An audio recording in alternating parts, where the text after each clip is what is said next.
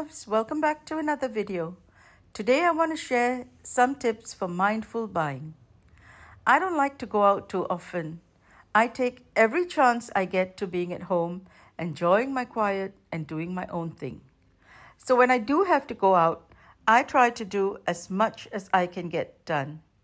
I like to go to a departmental store, preferably with a large household department, where I can get a variety of items that I require.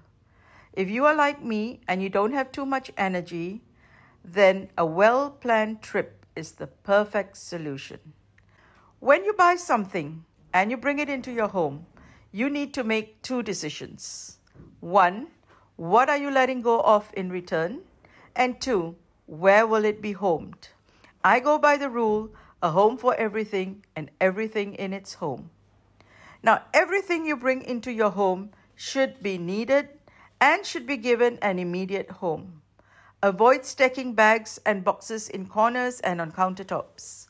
Pretty pieces with no immediate use and free gifts should be left outside the door. I recently did quite a bit of shopping. I call it retail therapy to get my family off my case. I really needed to update my kitchen tools and some to better suit our new kitchen. Now that we have done the kitchen renovation, I really need to stop putting it off and get it done. Buying new things is not difficult, but it's also not easy. Buying new things is not only about spending on things you like and bringing them home. It's when these items enter the door that you need to make some serious decisions. It's sometimes strange that each item you bring into your home needs a different approach to being given a home. Some take determination, some take sentimental decisions, and generally it takes organization. Today I thought I would take this opportunity to share this process with you. First, I was going through my drinking glasses on Saturday for a family gathering on Sunday, and I realized that we were short on glasses. So I went shopping with B and Sidge, quite the best shopping buddies. B is my enabler, and Sidge dutifully carries all the packages. Now, these are the glasses we bought. These are just daily use drinking glasses. They are 330 ml, in case you're wondering. And two of my earlier sets were 250 ml and 350 ml. So this was a good size for us. Although not my first choice, I went to the same store wanting to rebuy the same design. I really like these with the square base, but I was a little desperate and took what they had. But looking at it again, and having used them for a week now, I think they are an ideal buy. I only have one of these glasses left, so I'm going to give it away. But I do want to keep these as I still have 5, and my dad is partial towards these. I didn't really need to make a home for these because I was just replacing the old ones and the space was already available. I already had a home for these. That was such an easy decision.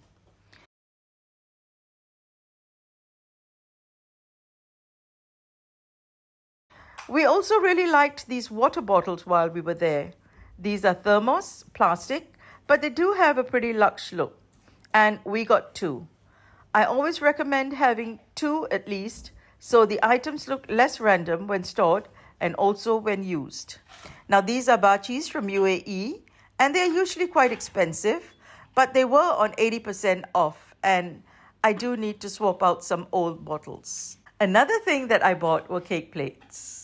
I have been on the lookout for something simple in plain white. These plates are absolutely perfect for small servings. These are lightweight, so even if everyone is in groups standing around, they're easy to carry. And these will go with all my other white dishes.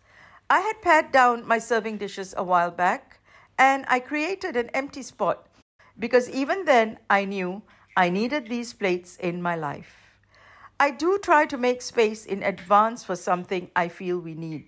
This way, there is no doubt about being able to store it well and use it often. I also got me some flowers. I had placed the rose Paul gave me here, and I really liked the look of it. So I used the same vase and added these 4 pink roses here. It goes so well on the white countertop, and it also complements the backsplash and coordinates perfectly with the pink hand towels. It's after a long time that I found some flowers that I like. The quality of these is pretty good, and the colors are perfect for my kitchen. I also really liked this bunch of mixed flowers. The colors are so soft and appealing. I wanted to change out the flowers that were here. Now the pot isn't new, but I'm quite obsessed by the textured design. The bunch is quite thin for my pot, so I'm putting those in a smaller vase and then gently lowering it into this one. This way the flowers sit perfectly. And these are my new placemats. Love the matte gold color. It's not overpowering and it doesn't detract from anything placed on it. I love the filigree cut and the overall design. I bought 12 of these. I recently started buying things in dozens because we are entertaining more and it's so convenient to have a ready stack. In this case, I'm letting go of my less used ones to make place for my new ones. Since I already have a home for my placemats, I don't have to quiz myself over the 2 questions I mentioned. But I do have to be careful not to let anything overflow, keeping things contained to one specific place or area and no more. Something else that I wanted was some trays. If you have been with me, you know I replaced my marble countertops with plain white.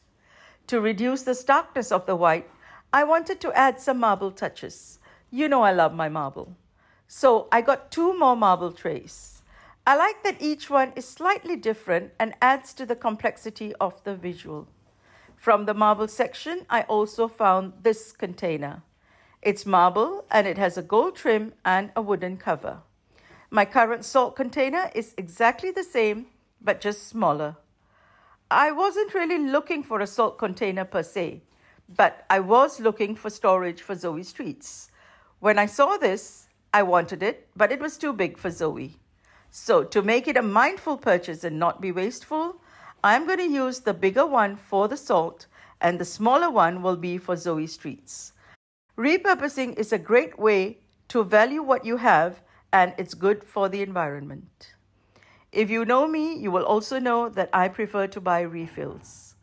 I like decanting these into uniform bottles. These used to be my oil bottles. Firstly, they are both residue pieces of separate sets. There was a third one which completely broke. This one, the lid is also slightly broken off. And this one is still good, but there is only one piece remaining. However, more importantly, a good decanting system should only require to be refilled once a week. And that was definitely not the case. Since I can't cook less, I need bigger oil bottles. I've also been finding this area a little cluttered, and I wanted to take all the oil bottles off the countertop. So I created a space for the oils with my sauces. This pull-out here works really well as it gives me easy access right next to the stove. These oil bottles have olive oil, sesame oil, vegetable oil, and corn oil. And they come in 2 sizes. These bottles have a non-slip silicone button and a handle. The spouts are also an ideal size for pouring. They come with little caps to keep any ants or insects out. And these bottles are not just adorable, but they also contain more.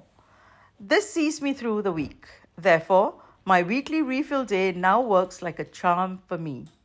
Let me know if you want to see what tasks I do on refill day. Now, these bottles are for my sauces and they're also in 2 sizes according to usage. These open completely for cleaning and pour comfortably too. I love that all of them have handles for easy lifting.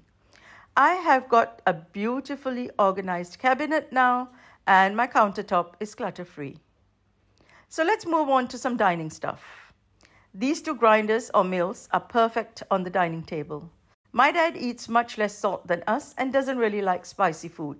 So having some Himalayan salt and peppercorns here gives us the option of topping up. These 2 are easy to open and refill, and the spice is finely ground. I didn't need to create a home for these because they're going to stay on the dining table. Now, these organizers are also new. They were a gift from a company that I buy many of my products from.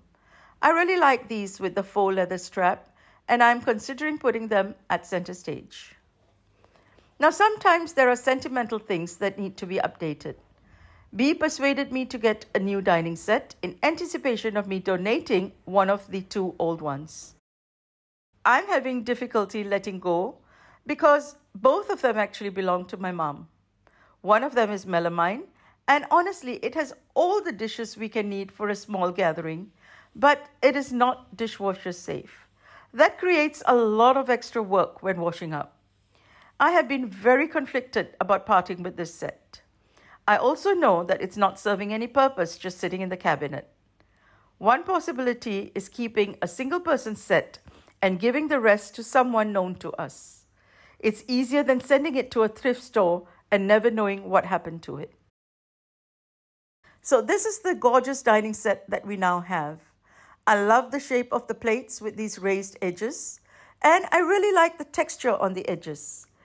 There are dinner and breakfast plates and bowls. These bowls are my absolute favorite size, but we also have bigger ones for larger servings. And these little ones are great for a piece of something, maybe candy, or even chilies and sambal. Since these dining dishes are white, I can continue to use my serving dishes, which I have been collecting over the years. Along with the dining set, we also got these mugs. I like that these have the same design, although they are not a set, they didn't come together, but they go so well together. These are a great size for my cup of chai. We got 12 mugs, but only an 8-person dinner set because I don't have the space to store more than this. And if I do give away the large set, then I will reward myself with some new extra dishes to expand this set. I did say B is my enabler. She also got me this beautiful kettle.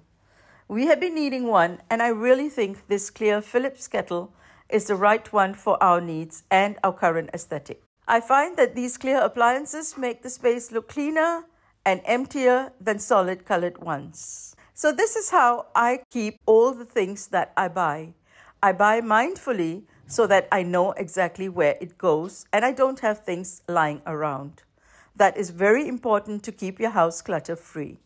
I really hope this video has brought you some ideas on how to keep your things and buy things more mindfully. I would love to hear from you, so do comment on this video and don't forget to subscribe and hit that notification button because I am now uploading regularly. And until the next video, this is Raveena saying happy homemaking.